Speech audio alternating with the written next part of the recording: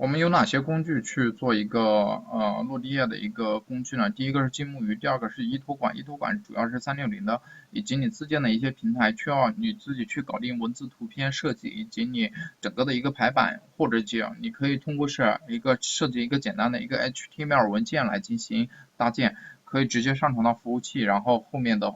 把你的一个链接地址进行去嫁接到一个金木鱼上面就可以了。今天就讲到这里。